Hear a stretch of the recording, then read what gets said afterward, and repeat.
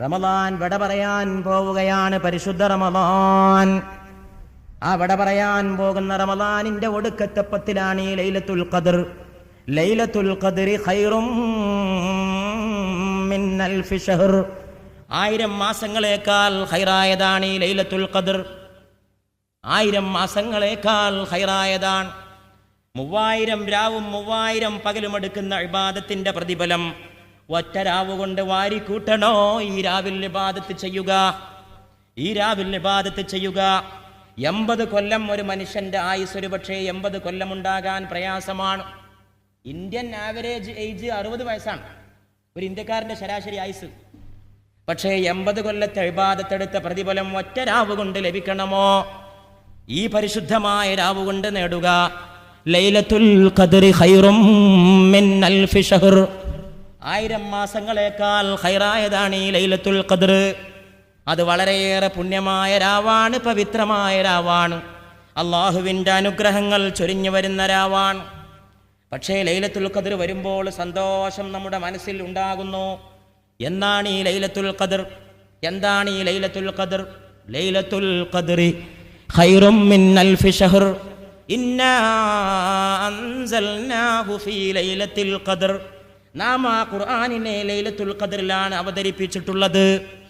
ഖദ്റിന്റെ രാവിലാണ് നാം അതിനെ ഇറക്കിയിട്ടുള്ളത്. അതുകൊണ്ട് ആ മാസം വളരെ ശ്രേഷ്ഠമായ രാവാണ്.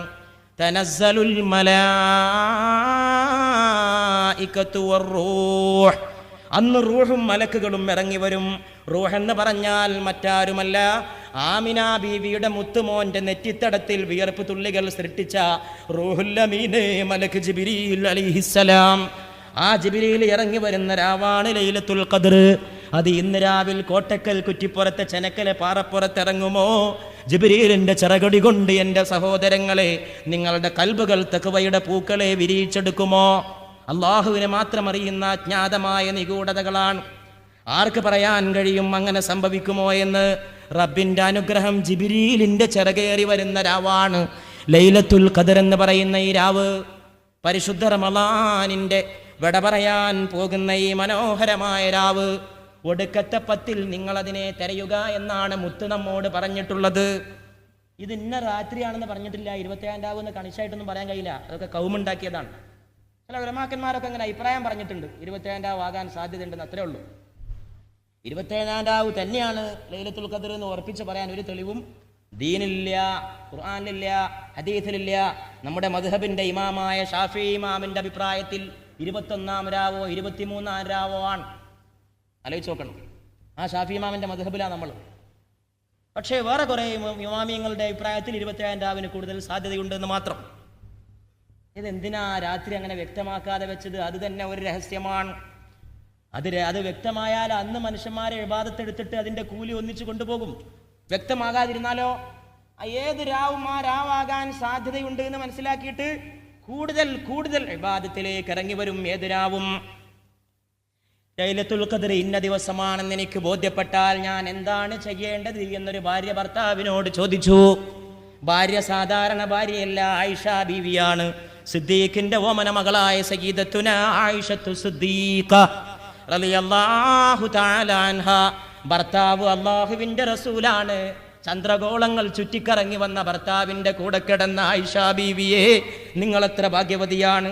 ആയിഷ ബീവി ചോദിക്കുന്നു, എനിക്ക് ലൈലത്തുൽ ഖദ്ർ ഇന്ന രാവാണെന്ന് ബോധ്യപ്പെട്ടാൽ ഞാൻ എന്താണ് ചെയ്യേണ്ടത്? അല്ലാഹുവിന്റെ റസൂലേ, എൻ്റെ ഭർത്താവേ എന്നല്ല, എൻ്റെ കൂടെ കിടക്കുന്ന പുതുമാരനെ എന്നല്ല, എൻ്റെ തവകാന്തനെ എന്നല്ല, എൻ്റെ ജീവന്റെ സ്വപ്നമേ എന്നല്ല, എൻ്റെ സാക്ഷാത്കാരമേ എന്നല്ല, എൻ്റെ കൂടെ നിദ്ര കൊള്ളുന്ന ഭർത്താവേ എന്നല്ല, അല്ലാഹുവിന്റെ റസൂലേ, ഞാൻ എന്ത് ചെയ്യണം? എനിക്കത് ബോധ്യപ്പെട്ടാൽ ഉടൻ തന്നെ പത്നിയെ വിളിച്ചുകൊണ്ട് മുത്തുമണി പറയുന്നു, എൻ്റെ പ്രിയപ്പെട്ട ആയിഷ, നീ അങ്ങ് ചൊല്ലണം, അല്ലാഹുമ്മ ഇന്നക അഫുവ്വുൻ തുഹിബ്ബുൽ അഫ്വ ഫഅഫു അന്നീ. അല്ലാഹുവേ, നീ മാപ്പ് ചെയ്തു കൊടുക്കുന്നവനാണ്, നിനക്ക് മാപ്പ് ചെയ്തു കൊടുക്കൽ ഇഷ്ടമുള്ള കാര്യമാണ്, അതുകൊണ്ട് നീ എനിക്ക് മാപ്പ് നൽകണമേ എന്ന് ആയിഷ നീ പ്രാർത്ഥിക്കണമേ എൻ്റെ ആയിഷ എന്ന് റൂഹുൽ അമീനായ ജിബ്രീലിന്റെ വഹി ഏറ്റുവാങ്ങിയ മുഹമ്മദ് മുസ്തഫ സല്ലല്ലാഹു അലൈഹി വആലിഹി വഅസ്ഹാബിഹി വസല്ലം തൻ്റെ പ്രിയപ്പെട്ട പത്നിയെ ഉപദേശിക്കുകയാണ്. ലൈലത്തുൽ ഖദ്ർ ഭാര്യയ്ക്ക് പോലും പറഞ്ഞു കൊടുത്തില്ല, സ്വകാര്യമായിട്ടെങ്കിലും അത് ഇന്ന രാത്രിയാവും.